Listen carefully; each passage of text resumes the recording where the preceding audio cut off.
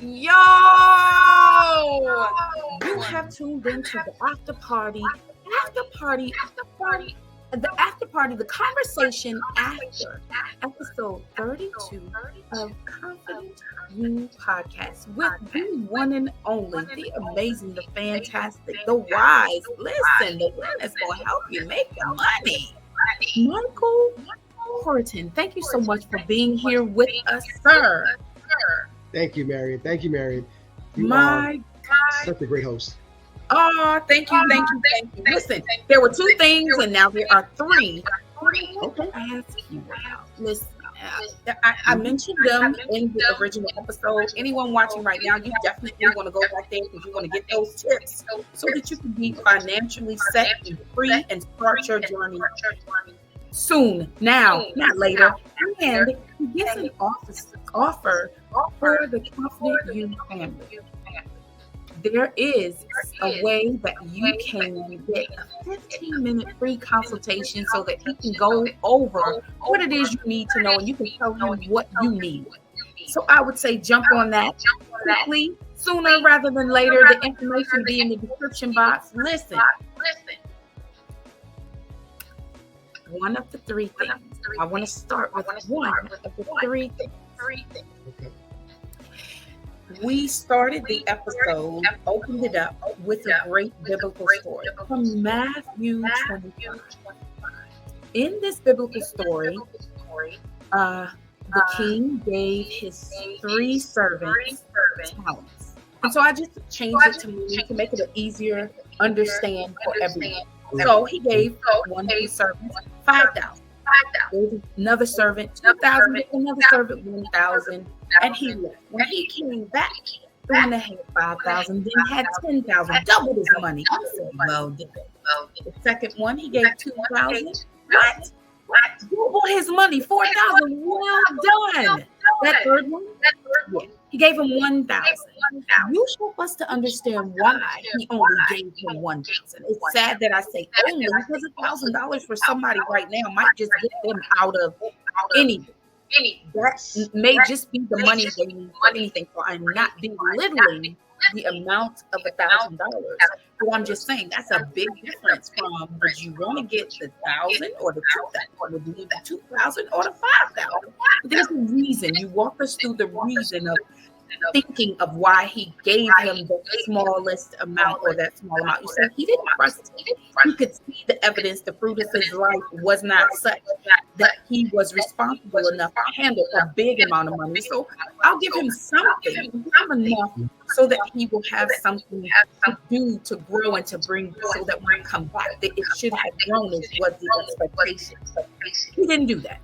He hit it and he said, listen, I didn't want to mess your money up. I know that you do that. You grow your money. I know you do that. I know you invest. I know you exchange. I know you buy. I know you sell.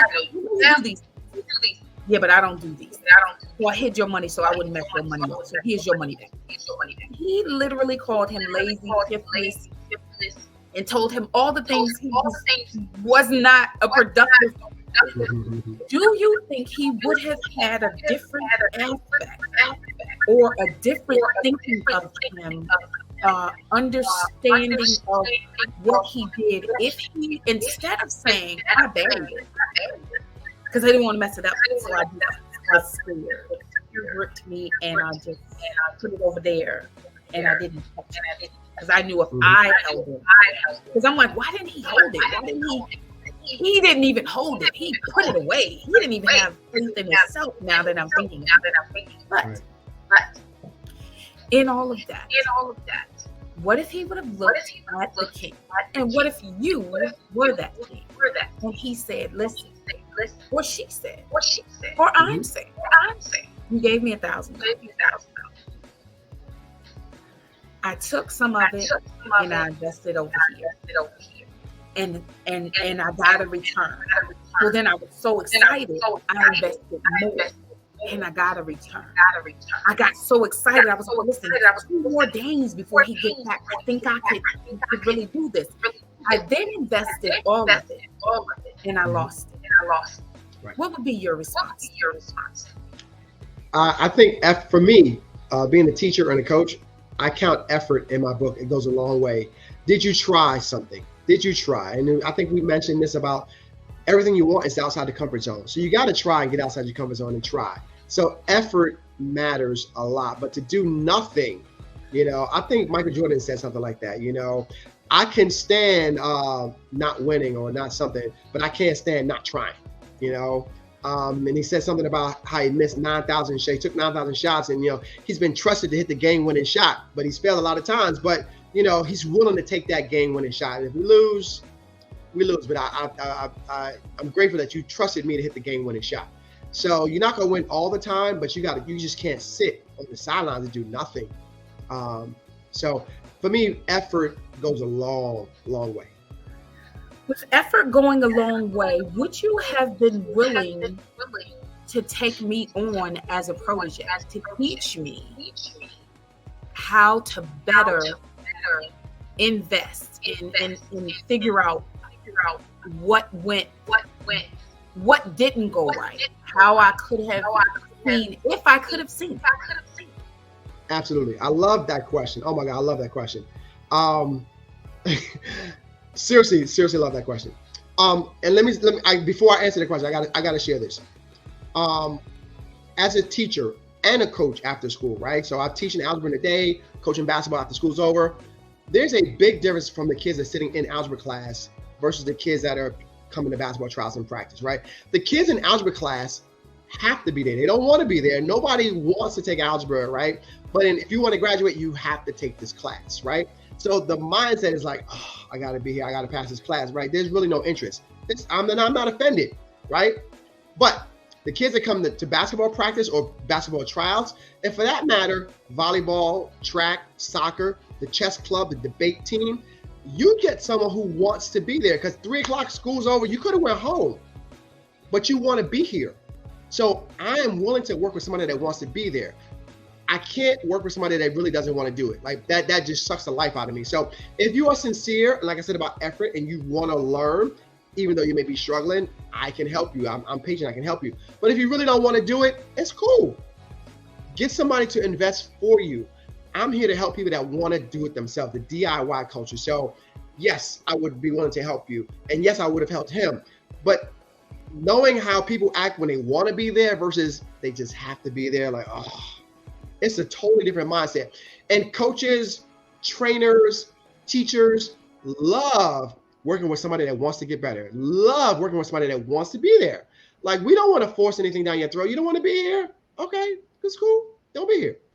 But so that's my answer to your question. Absolutely. If the person is sincere and wants to be there. If the person is sincere, you're saying that in reference to teachers, coaches. I think that's in every area of life. Marriage counselors. Sometimes one spouse don't really want to be there, right? And the other spouse wants to be there and will want to save their marriage. And the other spouse is like, wow, we got to involve with you. They don't really want to be there. They're not going to get anything out of it if they don't really want to be there. So in anything, you got to really want to be there. In anything, you really gotta be there. Yeah. I ain't saying you gotta love it, but you gotta have. You don't have to love it, but you gotta have some interest. Like, you gotta be like, okay, I want to be here. This is interesting, and I may not be the smartest kid in the class, but I really want to be here. So yeah, the desire is what I look for. Do you really want to be here? You really want to do this? Do you think the desire helps you to get better? I couldn't. It's so amazing, which is why I learned. What's crazy is I learned this when I was teaching algebra. When you think you're the teacher, you come to teach. You actually end up learning a lot. So it's a two-way street. I'm not just here to teach. I'm here to learn about you. I'm here to learn about how you learn. I'm here to, when you ask me a question that I think I know, but you don't really know it unless you can break it down and transfer that knowledge to somebody else. Then you really know it. If you know it, but you can't explain it, then you don't really know it. So absolutely, it helps me when I have to explain stuff. When people test me and check me, I love it. Yes. And that's why I'm offering to your audience the free 15-minute consultation, because you need to know, am I the right coach for you? And I need to know, do you even want to learn about this stuff? If you don't want to learn, it's cool. It's cool. They have investment advisors that do it for you.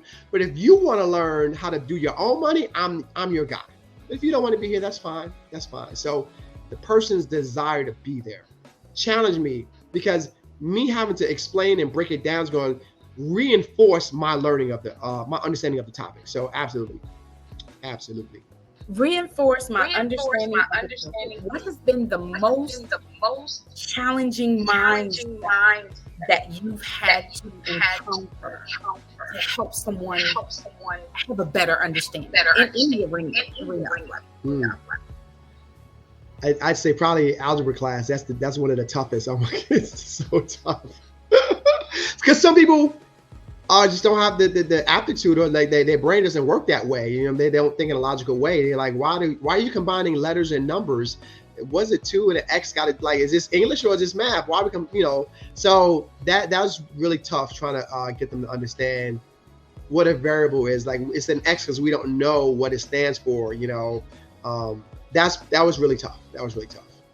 Yeah. That was tough. All right, now we're going to go to another tough. You said that your printing company for T-shirts and hoodies and products is named Tops. Please remind the family, the after party people. What does Tops stand for? Tobbs is not my first, middle, or last name. I will say that, right? It is not any of the above. But people call me, you know, Michael Tobbs, Mr. Tobbs, or whatever. I'm like, no, it's just not. It's, you know, I was a teacher and teaching math to one of the students, and actually it was an after-school class about business. And I love kids because kids don't have a filter. They know if they think it, they're going to ask it. They don't understand how to be, what's proper etiquette or protocol. They just know I had an idea. I got to ask you. So he asked me in the business class, Mr. Horton, do you have a business? And I felt so bad because here I have a degree in finance. I'm teaching in an after-school class to kids about business. But yet I'm saying, well, if you turn to chapter 2 on page 17, like, no, I should be teaching because I run a business and I know this is how you do it, and use the book to supplement my, you know, information. So he made me feel so bad that I went and started a business printing t-shirts. But the second reason was I was a coach and I would see people at these basketball tournaments selling t-shirts. And I'm like, I know I can do that. I know I can do that. So I started a company selling t-shirts at tournaments and basketball moms and basketball dads and all that kind of stuff. So that's kind of why I started it. But Tobbs stands for, I was tired of being broke. Seriously. Don't make a lot of money as a teacher, right? Teachers don't make money. So at the time, the S stood for something different, but I know this is a family show, so I ain't gonna say it. But tired of being broke, and the S, you can fill in the blanks right there. But I'm gonna say tired of being broke. Seriously. And it is trademarked, please. I got it around my, oh my God. Is that? No, I thought I had it right here, but it is trademarked. I went and paid an attorney to trademark the name and the logo and everything. So please don't try to steal it. Listen, tired of being broke. Seriously. I'm not, it's not a joke. It's not a game. So if you were tired of being broke, that meant that you were broke. Yes, it means you got to do something though, right? We talked about effort before, right? Like, you gonna do something about it? That's the, like, you know, I heard somebody say in the workshop, it was so profound. He said, people say knowledge is power, right? Knowledge, he said, it's not true. It's using the knowledge that you learned. That's powerful. You can't just go get knowledge and then just keep it. You got to do something with this knowledge. So you got to take action. You got to show some effort. You got to do something. It's the knowledge helps, but you got to do something. So I had to do something. The knowledge helped, but I had to do something. What was it looking like before you did something? What was the day in the life? Well, this was in 2013, I think I was teaching. But in 2001, I filed bankruptcy. So, you know, people would not think, oh, this guy knows investing, his degrees in finance. Yeah, it happens. It happens to doctors. It happens to lawyers. That if you spend more than you make, you're going to file bankruptcy. And that's why it doesn't make if you make $30,000 a year or $1 million a year. Trump filed bankruptcy 7 times, you know, like you can't spend more than you make. So that's really simple math. You can't spend more than you make. So yes, I filed bankruptcy in 2001, but in 2013, I started taking action in 2001 and 2 and 3 and 4. But in 2013, when that student said what he said, that really hit me. It really hit me. So what type of action did you start taking if you still created tired of being broke? Mm-hmm. Well, the first thing was just really finding out how to do it. Like, this is where the knowledge comes in. Like, okay, so how do you start a business? What do I need to do to start a business, right? Oh, well, you got to file some paperwork with the state of Maryland. Okay, that's a step, go file paperwork with go get a tax ID number. Okay. Then go open up a bank account, a business bank account. Don't mix your business and your personal money. Please don't do that. Have a separate account for the business. So, and then the bank won't let you open up a business account without the tax ID number. So you have to say, this is a tax ID number for this business, and then you can open up a bank account. So those are some of the baby steps. Go file the paperwork with the state of Maryland. Go get a tax ID number from the IRS. Go get a bank account, right? I ain't sell no shirts yet, but I'm, got to make the business legitimate. So those are some of the steps that I took. Yeah. Okay. And anybody can do that. You said anybody can do it. You took those steps because you acquired the knowledge. Yeah. And a lot of us are in that situation. We know who said when you know better, you do better, right? A lot of us know better, still ain't doing it. That's why knowledge ain't power. You got to do something with the knowledge. When you know better, you do better. But some of us know better, still won't do it. And I guess I would restate that when you know better, you should choose to do better. You should choose to do better. Yeah. Yeah. Yeah. You got to do something. You can't, if you keep on doing the same thing, you'll get the same result. Right? How basic is that? You keep on doing the same thing, you'll get the same outcome. Something got to change. You're expecting something different. That's the definition of insanity. Insanity. Yes. Yes. My Lord. Okay. And then you said the statement in episode 32 of Confident You podcast. You ended towards the end. You said, "Life is not fair." Yeah.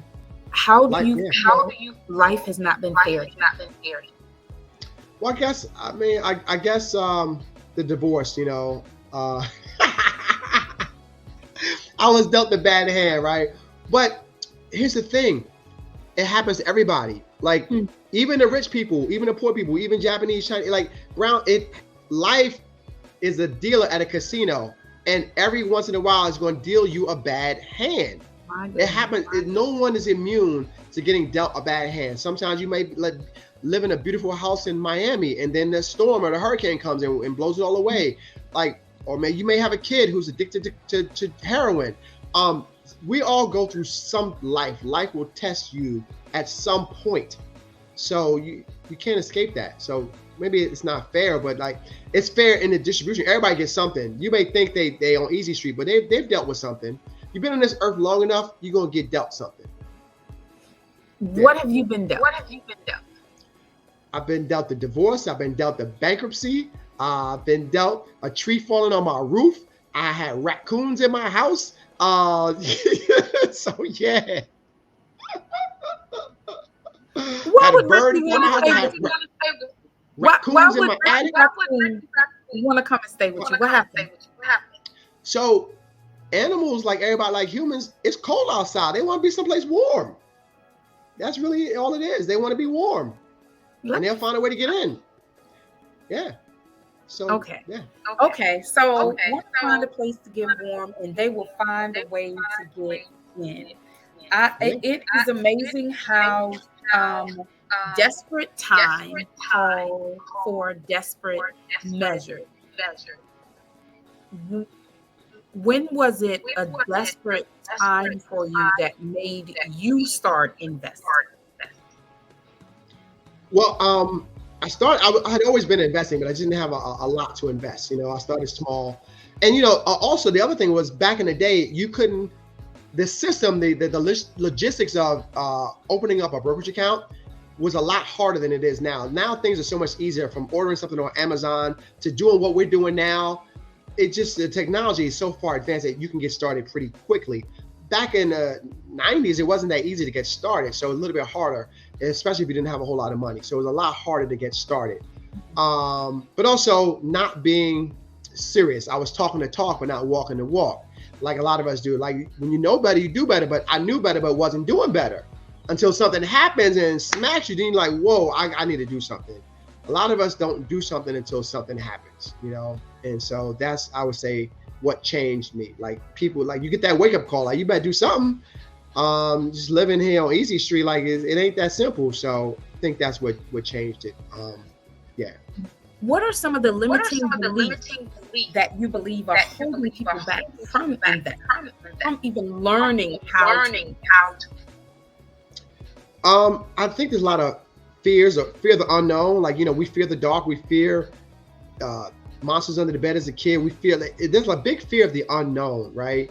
And I think there's also a lot of misconceptions that we don't really know how it really works. You know, we heard from another person, you know, that story didn't change by the time you heard it. So we don't really know the real story, how it works. So a lot of fear, a lot of misconception, a lot of myths about how things work. But that's what I'm here for. I'm here to break it down to and separate the fact from the fiction. I think there's a TV show like that where they test. It's called Mythbusters, where they test different things. So that's what I'm here for. I'm here to separate the fact from the fiction. Like, no, that's not how it works. Let me show you how it really works. So I think that's one of the reasons people don't invest, because it's complicated. I don't get it. I'm just going to stick to what I know. A lot of people stick to their comfort zone. So what three comfort zones have you found that people stick to that's holding them back? Just leaving their money under the mattress, like the dude in Matthew 25, like, or in a shoebox, or in a bank, in a savings account, or in a checking account. Something simple that they know. I can go to the bank, I can use my debit card and get the money. They know where it is. Like, it's simple. They get that. They know how that works. I use a debit card. They know how that system works. Stocks is like, what? They don't know how it works. Like, you know what I'm saying? So that's one of the biggest, is like not knowing how it works. So they stick to what they know. Okay. Leave it in the bank, in the mattress, in a shoebox, something like that. Maybe a CD, maybe a bank CD, right? That's as far as they're going, a bank CD. Or they invest indirectly, which I highly recommend. The 401k at your job, where it comes out of your check automatically and it's in your 401k. Absolutely. Right? So they're investing indirectly. That's great.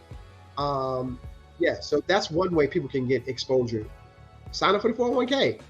And it's automatic. You don't miss the money. It comes out, it's gone. It's already invested. So yeah, that's one way to get started. That's one way to get started. And you gave us one way that people hinders. What other mindset you think people have, or what things that you think, because that I can honestly say the shoebox and the under the mattress. Yeah. Used to. No need in coming over here now. I'm not doing it. Don't follow me. Sorry, I just want to let them know. She's wiser. She's stronger. Better. Much better. When I look back over all she's brought me through, I apologize. Go ahead. No, it's good. I think not taking it. You know what's sad is that young people gonna hate me for this, right? But when I was a kid, right, they like, here you go again with that back in the day stuff. But seriously though, if you want to learn something, you had to go to an encyclopedia, go to a library. There was no internet. There was no cell phone. So getting information, getting the knowledge was really difficult. And if you didn't have a rich family or well-to-do family, like you don't have anyone in your circle to tell you about this stuff, how do you go learn about this? Like go to a lot, but now you can learn anything on YouTube. Like it's so, and I feel like our country is getting dumber and dumber. It's getting easier and easier to access information, and we're just getting dumber and dumber. Like, yo, it's right there. It's right there. Let me tell you. I bought a fixer-upper house in 2010 when I was going through the divorce, when I wanted to kill myself. I know nothing about fixing up houses. Nothing. Okay? Nothing. My whole life, white collar office worker. Maybe I got a paper cut, right? Maybe, right? Pencil pushing, copy machine making, fax, coffee brewing in the break room. I ain't getting my hands dirty, right? I've been a white collar worker my whole life, but I bought this house that needed a whole lot of work, right? Whole lot of work. And I was here maybe 3 weeks, 3 months, I don't know, not long, right? Somebody broke in and stole all of the copper pipes. I had no water. Stole all my copper pipes. I got no money. I just bought the house. I'm broke. I got no money. So I go to Home Depot, right? People say, yo, you know, the Latinos are outside looking for day work. You know, go there, you'll find something they can do it cheap. Like, I need cheap because I really don't have the money, right? I go there, just my luck, I run into people that are looking for work, but they're legitimate. They got business cards, they got a truck. They just not looking for a handout. They come and give me a quote, $1,500. I ain't got $1,500. Okay, well, call my other friend. He comes, $1,300. I don't have $1,300. I'm sure it's a good deal. I just don't have it, right? So I go back into Home Depot, and this little short African dude, I gotta tell this story, little short African dude, right? At the time, their motto, I don't know why they didn't keep this. It says, you can do it, we can help. That was Home Depot's motto. They had these commercials. And that's how I am as a coach, right? You can do it, I can help, right? So he really embodied that philosophy. He's like, you can do it. I'm like, dude, you see these soft ass hands? I'm an office worker. Like, I don't, no calluses on my hands. But he's like, you can do it. You can do it. He showed me everything I needed. Get this, get this, get this, get this. Gave me a list. Get it. You know what it cost me? $200. $200. It took me 3 days to get the water back on, right? Whereas the pros water would have did it in 3 hours, but it took me 3 days. I never did anything like this in my life. We talk about getting outside your comfort zone, right? Sometimes your back gotta be against the wall for you to come outside the comfort zone. So I was there. I had no money. I don't have $1,200. I don't have $1,500. I don't got $800. I don't care how good of a deal it is. I ain't got it. So this man convinced me to do it myself. I was like reluctant as hell. Like, But 3 days later, I got water. Have not had a problem till today. That was in 2011. It is now 2023. I've had no issues with the water, right? What it did was boost my confidence. Confident You podcast, right? I'm like, oh, yo, what else can I do? It gave me such a boost of confidence. Like, so now I done ripped out the walls, ripped out the sheetrock, put the insulation in, put the sheetrock back up, sanded it, put mud and tape, prime and paint. I done sanded my floors, put a coat of stain on it, polyurethane it. They broke into my house again. I replaced the windows. Like, I put in a pellet stove. I'm like, it was such a confidence booster. Like, what else can I do? Electrical, plumbing. I've installed 4 ceiling fans with remote controls. Like, yo, and YouTube, I call it YouTube University. So I want to say to your audience, if me, Mr. White Collar Office Worker, can learn how to get his hands dirty and do plumbing and electrical and sheetrock and sanding my floors and cut the grass, you can do it too. You can do it. You just got, I don't know what's going to take for to get you outside your comfort zone, but you can do it. If I can do that, I can help your people invest. So, sorry for the long story, but that's a true story. I'm not making this stuff up. Like, it really happened. They broke into my house, took the copper pipes, and I learned. And then it's like, yo, I did it. I did it. And so as a coach and a teacher, that's what I want to hear from my clients. I did it. Like, coach, I opened up a brokerage account. I bought my first stock. Like that gives me such joy to see, like, you did it. You got off the bench, you got in the game, you dip your toe in the water just a little bit, but you bought your first stock. Now you know how it's done. Like, okay, I see how this works. Okay, yeah, let's do it. Get off the bench. You help people with investing. Do you help with? I know the answer to this, but I want my audience. Do you help with budgeting, making a plan for the future? Oh my goodness. I'm so glad you asked that. I'm so glad you asked that. Absolutely. Absolutely do. Because what I've been learning after I have the 15-minute consultation, right, that they don't have the foundation. They really need, they're trying to skip the line and jump to investing when the foundation is having a budget and a plan and saving for yourself. Like, they don't have the foundation. And so I can't start you off on the penthouse until we build a foundation. So absolutely, I do that, but it's something I had to learn. This is why I said it's not just a one-way street. I talk, I listen, but I learn as well. I'm just not here to, teach you how to invest. Like, whoa, what you really need is the remedial class on how to set a budget and and then we can talk investing later. So absolutely, it's something I had to learn that not everybody is there yet, and that's cool. I'm not judging you. I'll meet you where you are. If you need the basics, we can talk about the basics then, if that's what you need. So absolutely. So glad you asked that. And I hear you always referring back to listening. How important as a coach, as a mentor, is it for you to what do you hear when people tell their story? Mm-hmm.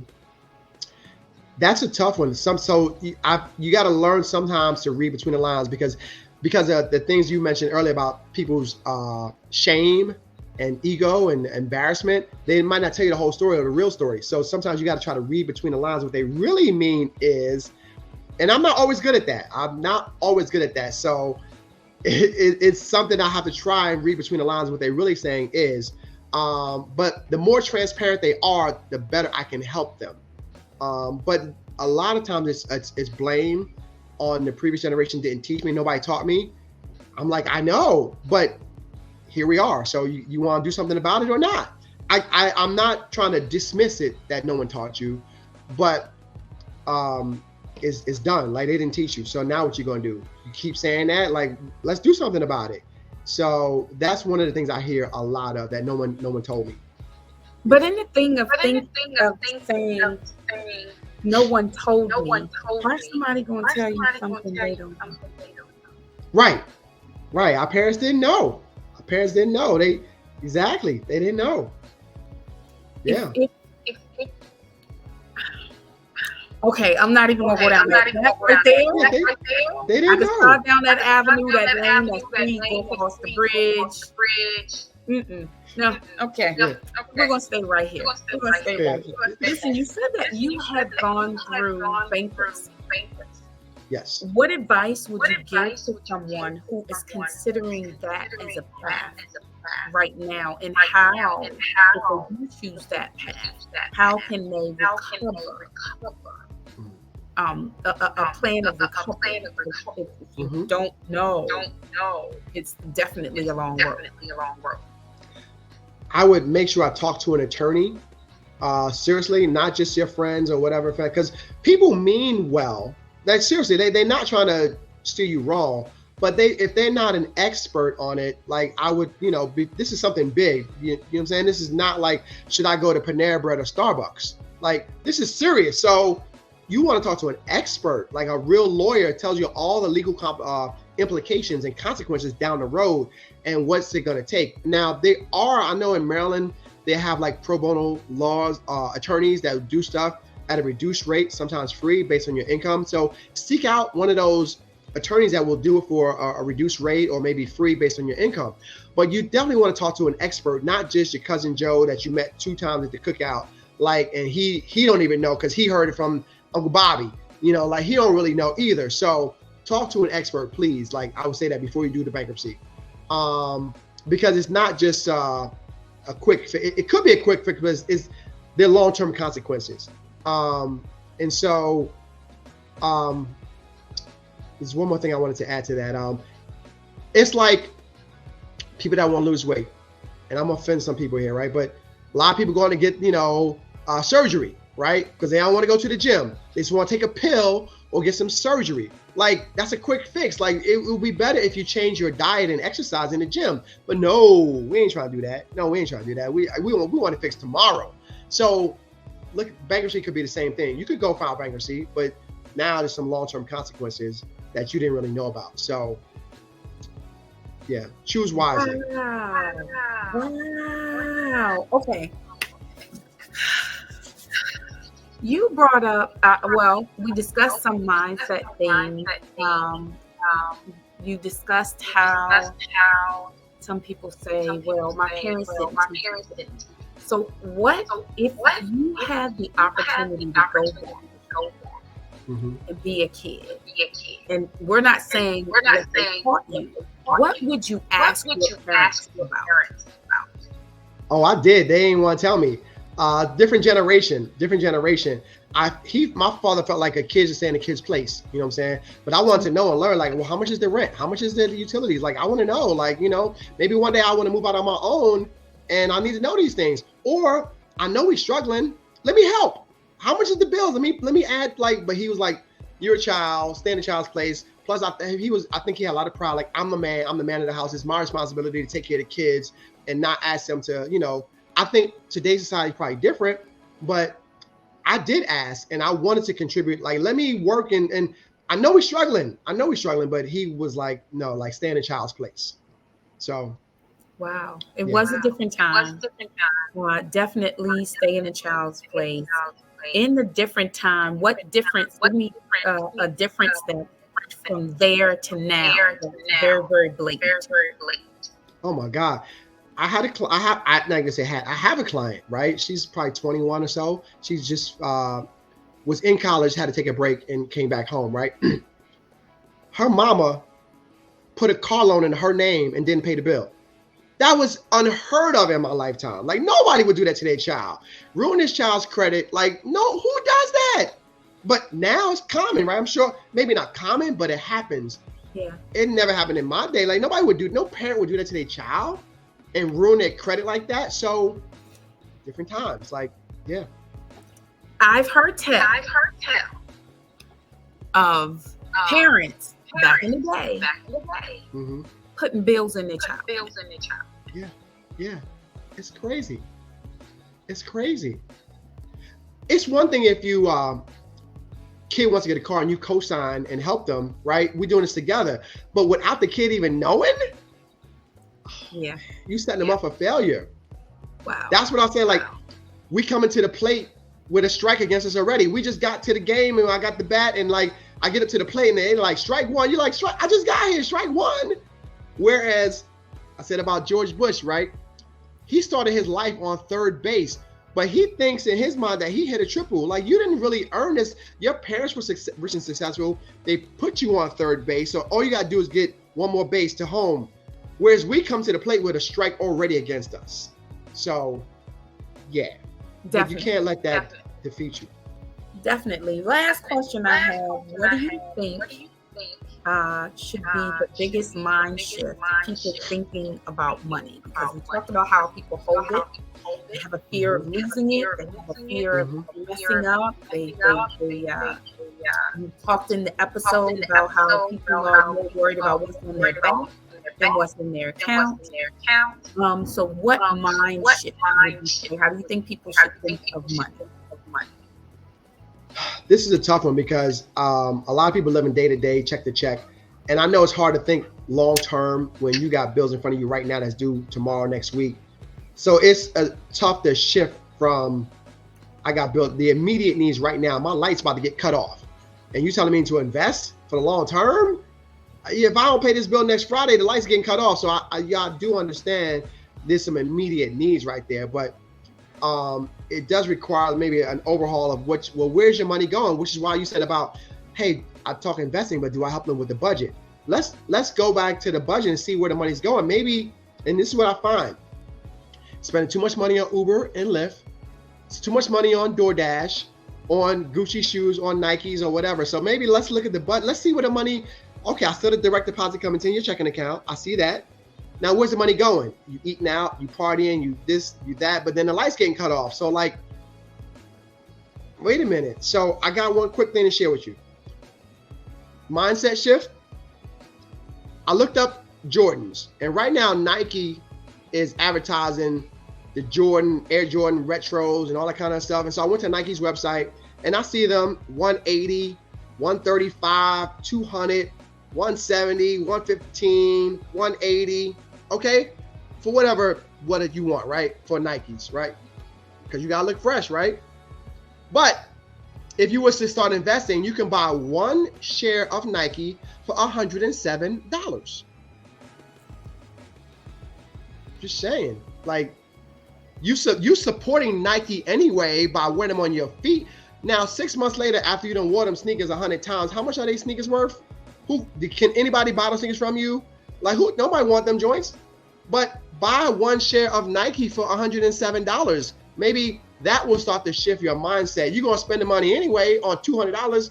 Maybe $107 just get you one share and start like that. Dip your toe in a little bit. One share, $107. You think that would shift somebody's mindset? Like, hey, I ain't the richest person, but I got one share of Nike. I'm saying, What a like, conversation piece that would be for you to sit down with your friends and go, yo, you just bought a share of Nike. You got the new Nike. Yeah, you bought those from my company. I mean, I have one share today, but I have plans for my next paycheck. I'm gonna get another one. Thank you for supporting me. Yeah. It's because, and especially I say Nike because I'm in sports and coaching and blah, blah, blah. So yeah, and everybody can relate to Nike or Walmart or Starbucks. There's so many things. I'm trying to change consumers into investors. That's what I'm trying to do. Change the mindset from consumers into investors. The things that you spend money on every day. If I looked at your bank statement, Uber, Lyft, DoorDash, you could invest in those companies. You shopped at Walmart, at Target, you bought some Nikes. You could invest in one of those companies. You patronizing them and making them rich. How about being a shareholder and maybe getting some of the money back? Not a recommendation to buy Uber, Lyft, Nike, what. But I'm just saying, as a concept, as an idea, stop being such a consumer, or stop being just a consumer. Be a consumer and an investor in some of those companies. Just saying. Okay. Apple. How many people got an iPhone? You could buy a share of Apple for like $170. And how much does an iPhone cost? $1,000? I don't know. I'm with an Android. Talk about me. Okay, I'm a Samsung with T-Mobile and I got an Android. Fine. Joke me. It's okay. It's okay. But I'm gonna look up Apple. $176. So buy a share of Apple instead of buying a new iPhone. That's what I try to teach people to do. Okay, yeah. That's a different way of seeing money. That is definitely a different way of seeing it. I want to thank you for staying in the after party, for investing even more information into the Confident You community. You messed me up with the last one, just going through the Nikes and going, listen, this is how much the shoes are. You can buy one share and you still got money to go and get a little meal, just a little something to eat. You can put that on, bro. Yep. Buy a share. Get in. Do something. Get in. Do something. You can't stay in the same place. Do something. My goodness. I want to thank you for taking the time to stay with us yet again, everyone. This is Michael Horton. He is an amazing coach, an amazing teacher. He has a company where he is here to help you learn investing, but he will talk with you. Did you just hear him? He said he's going to talk with you and make sure you got those foundational tools. So that's great. You want to invest, but this looks like you need to get your budget together. This looks like you need to have a better relationship and understanding of what you're doing with every dollar that's coming in. You need to pay attention to how it's going out, so it can come back in and make you some money. That's amazing. Walk On Consultants. I even like the story behind Walk On. Listen, he's a coach for sports. So sometimes he says there are those rare unicorn occasions where there's someone that no one saw coming. And they just walk on the team. They're that amazing. They seize that moment, that opportunity for that opening and showed and proved and got in there. He also has his own YouTube channel. Listen, I am going to do this first. Yes, I am so excited to be on his podcast. Oh my goodness. I'm like a big kid right now. I'm very excited to be able to go on there. Listen, you want to hear this because I am going to share where I am, what I do, why I think like I think, and he's going to help me get to a much better place because I can confidently say my finances, I don't have a great grasp on those. I'm holding it together, but I don't want to hold it together. I want it to be a firm foundation, something I can build on. And that's not what I have. And I'm very excited to be able to work with him and to do this and to be the first guest to be able to come on there and learn some things is going to be amazing. All right, now he also can print. Listen, you got a family reunion coming up. Y'all just want to look real cute in those Christmas photos because you can get your shirts now. So your postcards can be ready with all those hot pictures with you making your own family slogan, your family crest on your t-shirts so that you can just go and y'all can go and buy some nice bottoms. Maybe get him to print it on some pants. I'm just saying, it's just me thinking outside of the box. You definitely want to go to Tobbs. Listen, he started it. Again, money. Tired of being broke. Seriously, this is a problem. That's what Tobbs stands for. You definitely want to check him out. Follow my mans here on Facebook at Tobbs.biz, on Instagram at Tobbs.biz, and I'll let you tell them about this one. Yes, please book a free 15-minute, no strings attached, no obligation, 15-minute appointment to see if I really am the real deal. You may say, she's just saying that because he's a guest on the show. Come and talk to me for 15 minutes and find out for yourself. Book the appointment. Let's talk. I will not judge you. I will meet you where you are. But it's a way to find out if we are right for each other because I don't like forcing anything on anybody. I might not be the right coach for you. You might not be the right client for me. I really only want to work with people that want to get better. If you're not interested, it's cool. It's cool. No problem. So hit me up. Let's talk on an appointment. 15 minutes. It'll probably go 20 or 30 minutes. Who knows? Because I like to talk, but I like to listen as well. So book the appointment and let's get off the bench. Let's get in the game. I can help you. You can do it. I can help you. You can do it. I can help you. Thank you, Michael Horton, for being here today. I appreciate you taking the time to stay in the after party. I know most people think, well, that's not a party. It is a party. You know why? Because you're still learning. We're still celebrating life and wanting it to be better and to be better and to be better. Guess what? Financially better means you can help more.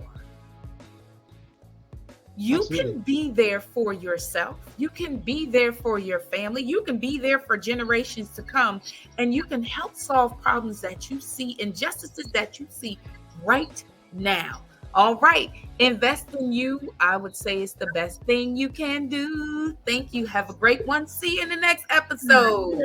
Thank you for inviting me. You're such a gracious host. Thank you.